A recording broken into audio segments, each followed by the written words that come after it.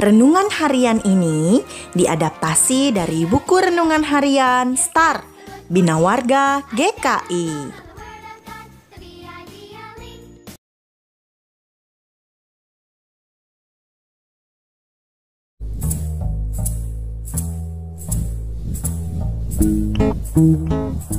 Allah memiliki pekerjaan untuk Yunus, tetapi Yunus sebaliknya tidak menginginkannya.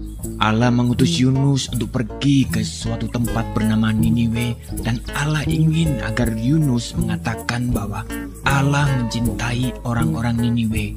Tetapi Yunus tidak mau melakukannya, karena menurut Yunus orang-orang Niniwe itu jahat dan mereka suka melakukan banyak kejahatan. Allah tahu apa yang dikatakan Yunus itu memang benar. Orang-orang Niniwe telah menjauh dari Allah, tetapi Allah masih sangat mengasihi mereka.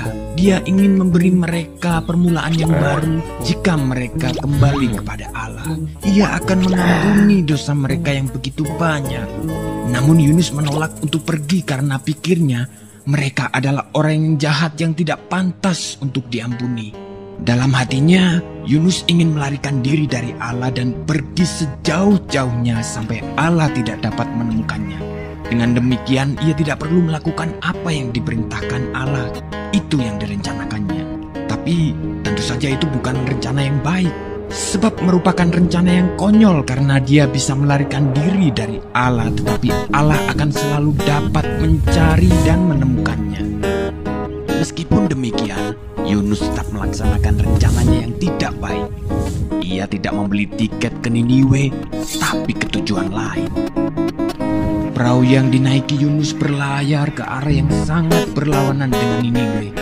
Nah, tak lama kemudian angin bertiup kencang. Perahu pun mulai terombang-ambing dan semua orang mulai menjadi pucat pasi. Mereka takut. Yunus duduk tegak di tempat tidurnya. Lihatlah, masalah pertama dengan rencana Yunus yang tidak baik itu, Allah mengirimkan badai besar untuk mengejarnya.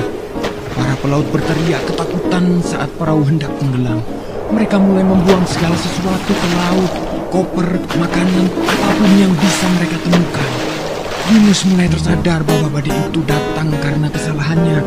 Ia meminta para pelaut untuk melemparkannya ke dalam laut agar badai berhenti. Mendengar itu, para pelaut merasa tidak yakin. Yunus bersikeras bahwa itu satu-satunya cara agar mereka bisa selamat. Tak lama setelah Yunus menghantam air, gelombang laut pun menjadi tenang. Angin mereda dan badai berhenti. Saat itu Yunus menganggap semuanya telah berakhir. Dia tahu bahwa dia pasti akan tenggelam. Tetapi Tuhan mengirim seekor ikan besar untuk menyelamatkannya. Ikan tersebut menelan Yunus hidup-hidup dengan sekali telan.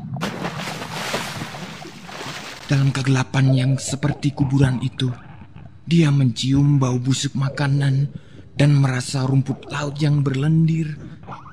Segeralah ia tahu bahwa ia belum mati. Dia berada di dalam perut ikan yang besar. Selama 3 hari penuh Yunus duduk di sana dalam kegelapan.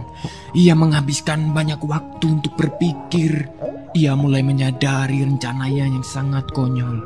Dia menyesal karena telah melarikan diri dari Allah. Ia berdoa kepada Allah dan meminta agar Allah mengampuninya. 3 hari kemudian, ikan memuntahkan Yunus ke pantai berpasir.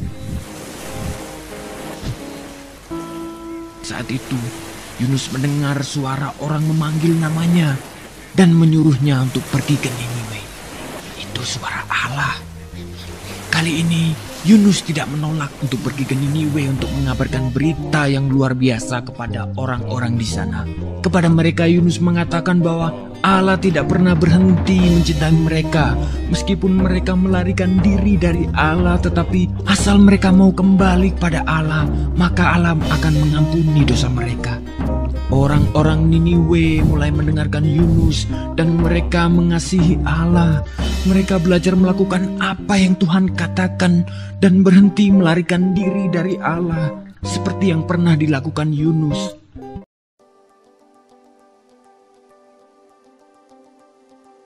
Ketika Allah melihat perbuatan mereka itu, yakni bagaimana mereka berbalik dari tingkah lakunya yang jahat, maka Menyesallah Allah karena malapetaka yang telah dirancangkannya terhadap mereka, dan ia pun tidak jadi melakukannya.